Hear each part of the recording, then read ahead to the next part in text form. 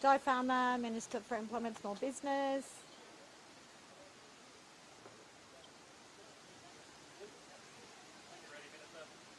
Okay, is everyone else ready?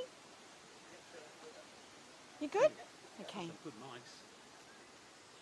It is fantastic to be here at Alexandra Hills TAFE to welcome Skills Minister, Federal Skills Minister Brendan O'Connor, to announce and celebrate a partnership between the Palaszczuk government and the Albanese government for a $200 million package that will give Queensland students access to 37,000 free TAFE places.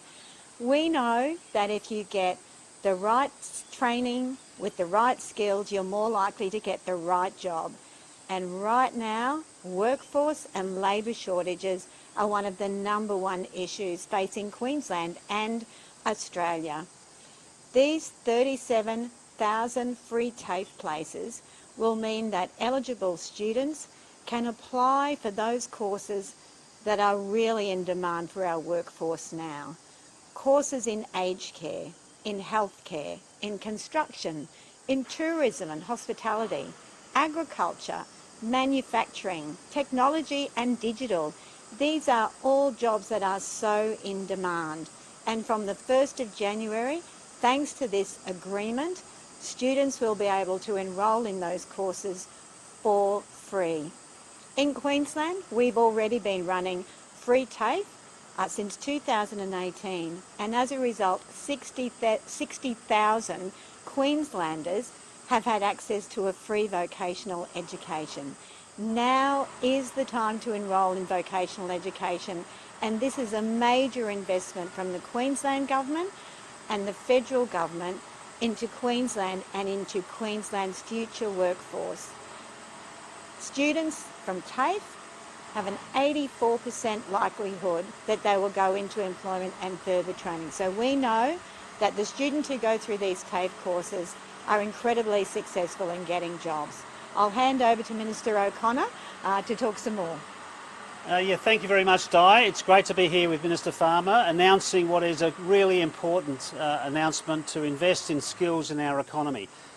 We've worked very closely with the Queensland Government to make sure we can deliver, as Minister Farmer said, up to 37,000 additional places, fee-free TAFE and VET places to this great state to ensure that it can supply the skills that businesses across the state need, to ensure that it provides the skills that workers need and new entrants to the labour market need, so that they can have secure work, they can have better career progression, better employment prospects all round. And that's why these places are allocated in areas of acute demand. Upon election in May, the Albanese Labor government found that not only were we dealing with $1 trillion of public debt, we were dealing with the largest skills shortage in living memory. The OECD has said that Australia has the second highest labour shortage per capita in the developed world. The National Skills Commission report showed that within 12 months, the occupations on the shortage list went from 153 occupations to 286, nearly doubling the skill shortage occupation list in less than a year. Really shows how critical it is that we invest in areas to supply skills in areas of existing and emerging demand. That's why I'm so happy to be here today. Firstly, thanking the TAFE Queensland and this TAFE here for providing us an opportunity to see at first hand, at work, the training of apprentices and the training of students who really are acquiring the knowledge and equipping themselves with the skills that is required for the labour market. The Jobs and Skills Summit that was held in September was about focusing on those issues that the economy needs to resolve. One of them, of course, was working out the skills shortage questions. There are still many matters to resolve, but can I say the announcement firstly by the Prime Minister, Premiers, Chief Ministers to allocate 180,000 places was critical.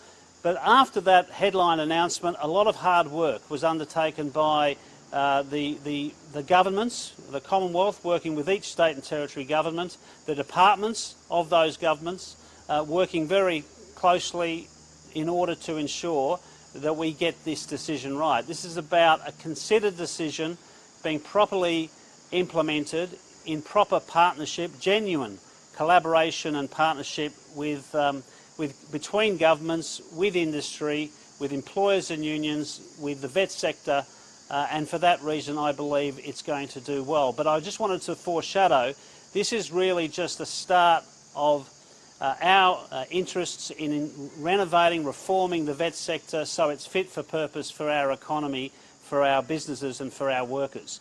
We will be soon embarking upon negotiations with all governments to create a national skills agreement commencing on the 1st of January 2024. So whilst we're dealing today with certainty and security of these places for 2023, while we're doing that today, we're also soon to be negotiating a longer term agreement so we can have greater certainty of supplying the skills that are in need. And so for that reason there's a lot more work to be done. But today is a very good day. It's a great day for Queensland, and I want to thank Minister Farmer for her collaboration and her engagement on this decision today and this announcement today. It's a great day, but there is much more to be done. We are not in any way under any illusion that the skills shortages will be resolved by this announcement, but this is a very significant first step to responding to this challenge, and we will continue to work to make sure we are equipping our workforce with the skills we need to be a successful economy, a successful country. We understand this. If we don't invest in this way, if we don't have vet fit for purpose, or for that matter universities fit for purpose to supply the skills to our labour force, we will not have a workforce or an economy that will maintain our standard of living. So it is important for businesses, it's important for workers, and ultimately it's important for this country, and we're very happy to make this announcement today. I'm happy to take any questions if there are any.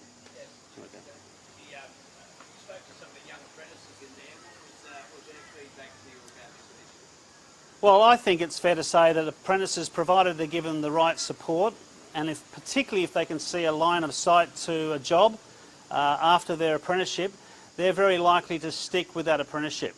It's a pretty tough challenge. It's interesting work, but the people I spoke with, the young men I spoke with today on this matter, and in fact the young women I spoke to earlier who were doing a plumbing trade, a pre-apprenticeship at the other TAFE I was recently at, they made clear to me that they wanted to have meaningful work, they wanted to have a good prospect of secure employment, and there's no doubt if you manage to acquire a trade apprenticeship in the current environment, you are set up very well to have very good work, well paid, high-skilled jobs, and I do believe most of the people entering apprenticeships will want to make sure they complete them. We are concerned, I'll just make this point more broadly, we are concerned that completion rates are not as good as they could be, and we will be speaking with state and territory governments, working together on how we can increase the completion rates, which is important for all concerned. So, yeah, I think there's some very positive vibes today. Look at the facilities. If you invest in the infrastructure of vet, that's another way you keep the apprentices.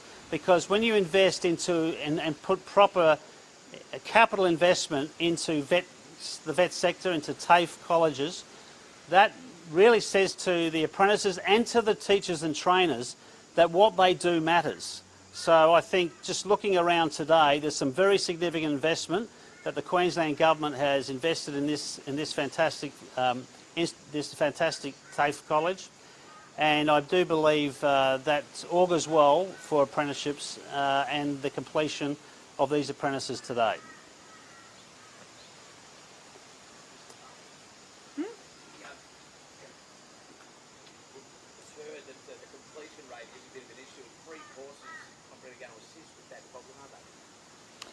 There are a range of ways that we are dealing with completion rates, and it is a concern. We need to make sure that every single apprentice or trainee that enters the system actually completes the system. We've seen an 86% increase in commencements in Queensland in the last 2 years alone, and with workforce shortages as they are, we need to make sure those people complete. And we address this in a range of ways. As the Minister has said, it's something that we're dealing with around the country, but we place a lot of emphasis on making sure that students get a taste of the training choices they're making, of the industries that they're interested in, before they actually start seriously in that training. So in Queensland, we have 55% of the nation's total of apprentices and trainees studying vocational education in schools. And this is a really important way for those young people to be able to try out those industries. We have created links between industry and schools to make sure there's that opportunity for students to really learn. We have pre-apprenticeship courses. These are all things that are part of our workforce strategy, which we announced just a couple of months ago for Queensland, that we not only need to do the training, we need to make sure that every one of those people finishes their course. So we've had quite some success with this, but there is still a long way to go, and together it is why it's fantastic to have a federal government and to be working with the federal government that is absolutely on the same page as we are about the importance of skills and training, and working federally and with all of the other state ministers. I know that we can address this issue and come up with even more strategies. As we heard, the issue of skill shortages is across the nation, and there's probably many solutions to this other than free courses. But how excited are you that the free courses are going to kickstart this whole issue? Oh, this is a game changer.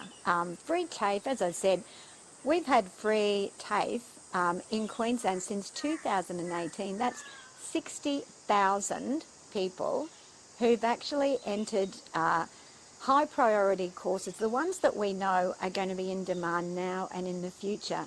60,000 people already in Queensland, and with the courses, the training that TAFE offers, an 84% success rate, you are looking at a serious dent in workforce shortages. You are looking at really addressing those gaps. To add 37,000 free TAFE places, and that is just for this 12 months alone. To add that in the courses that we know are going to be for jobs in the highest demand. This is looking ahead, looking at what the workforce needs. We're not going to plug all of the gaps, but to go for those courses, the healthcare, the aged care, construction. Every single one of us knows about those shortages. We know intuitively that that's where we need to have people with the skills. And so this will make an enormous difference. And in terms of what's needed across the regions, for instance, in Hervey Bay, where we just opened a new nursing training facility, their need for nurses is 5 times the national average because they have a significant aged population. So we're making sure we're building facilities there to train nurses. In Townsville, we're building advanced manufacturing facilities. Here, we're building for electricians, and just last year we opened this facility behind us, which is for plumbing, because there's a huge need for trades people in this area. So this is going to make a huge difference. It is a massive investment in our workforce. You've identified the other issues surrounding. It's not just about people who maybe can't afford to do a course. There are other issues. Can you identify what some of those are? Well, the campus where we are today is a very good example that we are actually now able to provide apprenticeship training at this campus, which was not available before. So local apprentices or local trainees who might only be 16 or 17 and not earning a very big wage would have had to travel 3/4 of an hour to the next closest TAFE campus to do their apprenticeship. We've got a 2.2% unemployment in this area. Having a facility which is based in the local area is absolutely critical to making sure local people can stay here. But more broadly, I asked last year the Queensland Training Ombudsman to specifically look at what the barriers are for apprentices to complete their apprenticeships. And he found a range of issues, and quite frankly, where it comes to female apprentices, and there's been a lot of talk about this, some of the barriers for female apprentices are absolutely appalling.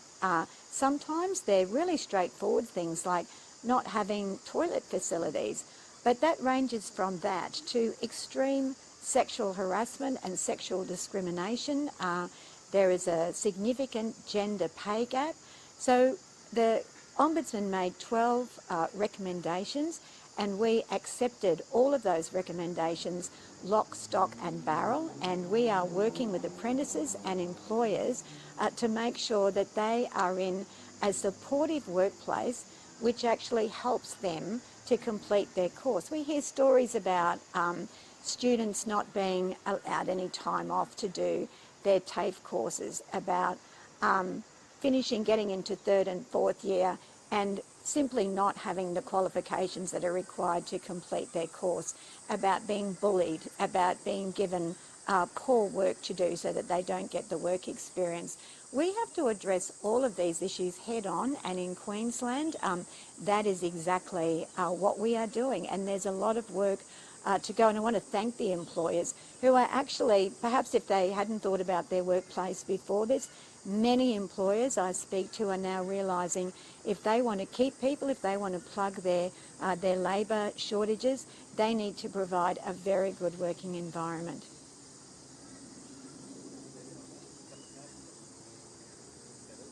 Can I just ask you a couple of questions in relation to the current COVID wave? Is the government well placed to handle the current new COVID wave?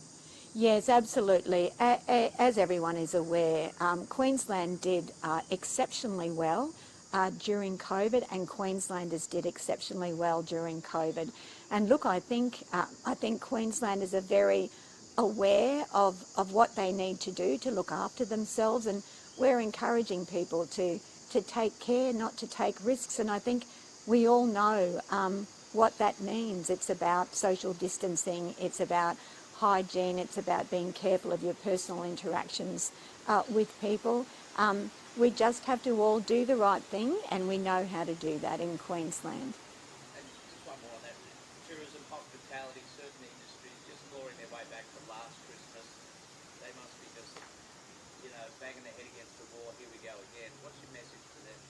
Look, the operators, particularly in tourism and hospitality, they are so excited by the rebound, and they are all people, when we talk to the key organisations in tourism and hospitality and small business, retail, they worked closely together and with the government to make sure that they were managing risks in their industry, keeping their members informed, making sure people were making good choices. So they're just being very positive. They are so pleased about the figures that they're seeing. Tourism is at an amazing level, the interest in tourism across the state, and so they're just being very sensible.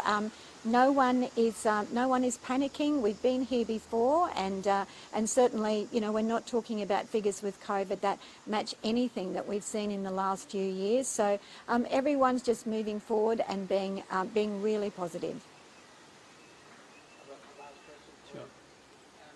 Just one last little Yeah, you're right. message to those would-be apprentices out there. What's your sell to them? Well, I just think there's a great chance if you want a good job, you want a secure income, then it's a great time to become an apprentice. And today's announcement provides many opportunities for young people and even not so young who might be wanting to change employment pathways to become an apprentice. It's a great time to do it, so get on board. Okay? All right.